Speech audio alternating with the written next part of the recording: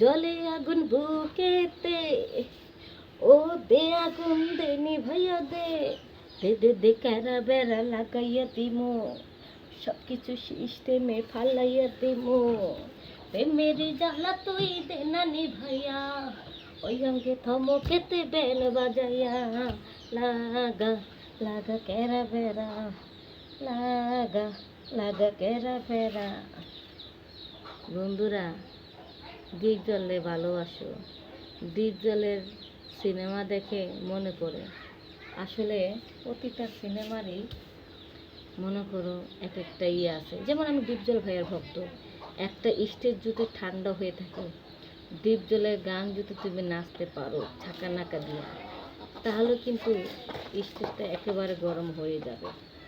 তো যাই হোক, ডিপজল ভাইয়ের গানে যে সমস্ত গানে অ্যাক্টিং করেছে, নাচ করেছে, এই সমস্ত গান আমি যখন স্টেজে পারফরমেন্স করি, স্টেজটা পুরো গরম হয়ে যায়। যেমন পেন্ডিংয়ে চড়াচ্ছি চড়াচ্ছি কত গাড়িতে, আজকে আমি হাওয়াতে উড়া আইসি রে তোর বাড়িতে, ওরে নাম কি রে তোর কুতকুতি, ওরে কাম কি রে তোর কুতকুতি, আজকে প্রেমের কুতু কুতু খেলিব, দেখব সবাই চাইয়া, ওরে কুতকুতি মাইয়া।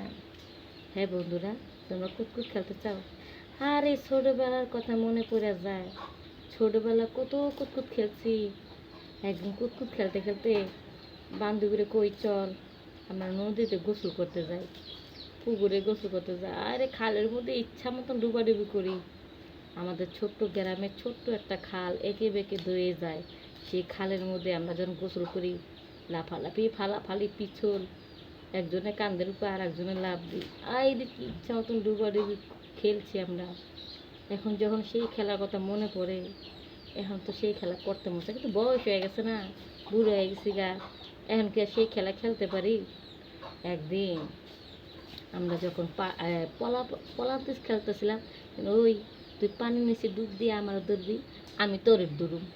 যখন ওই আমার ডুব দিয়ে ধরে, তখন ওই কী করে, আমার ডাব দুইটা আগে ধরে, ওইটা এমন এমন করে টানাটানি করে। ওই তুই আমারও ধরস নাই, আমার ডাব ধরছস, এটা হইব না, আবার পলা যখন আমি যখন চোরে আবার ওরা ধরতে যাই, না যন্ত্রটা ধরে আমি টানাটানি করি। পোলা মাইয়া দুজনে পানি নিচে খেলা করতেছি না, ছোটো পোলা পান আছে, কেডা কী করব।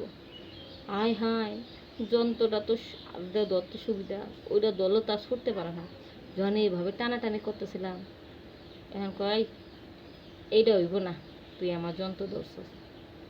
কিন্তু এইভাবে ধরাধরি করতে করতে এক পর্যায়ে দুজনের শরীর গরম হয়ে গেল।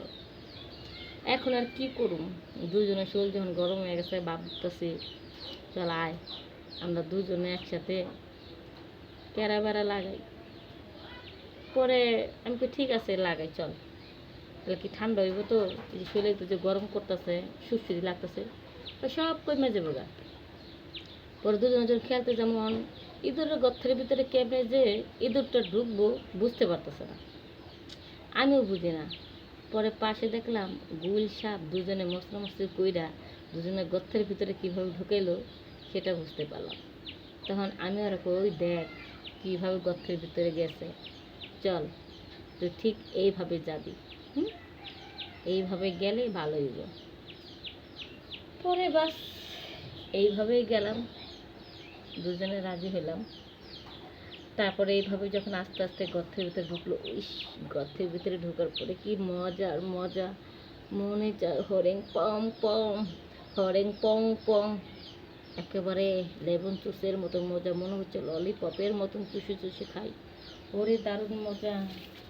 তখন একটা দুজনে গান বললাম, তুমি দিও না গো বাসের ঘরে বাতি নিভাইয়া, আমি বন্ধ ঘরে অন্ধকারে যাব মরিয়া, তুমি ভয় কেন পাও পান সজনী আমায় দেখিয়া, আমি প্রেম সোহাগে রাখবো তোমায় বুকে জড়াইয়া, ও আঁচল ধরে টান দিও না লাজে মরে যায়, প্রথম রাতে আমি তোমার কাছে ক্ষমা চাই, যতই করো ছলা চুরি ছাড়বো না তোমার, জোর করে সব কিছু নিও না কারিয়া, ঘরের বাতি নিভাইয়া, তিন দিন তিন দিন। এইভাবে ভাই ঘরের বাতি নিবা ইচ্ছা মতন খেলা করতে লাগলাম। এক পর্যায়ে খেলা করতে করতে দুজনে অনেক মজা পাইলাম। তারপরে যতদিন পর্যন্ত মজা পাইছি অতদিন পর্যন্ত পাট খেতে ধান খেতে সব জায়গায় খেলা করতে লাগলাম। তোমরাও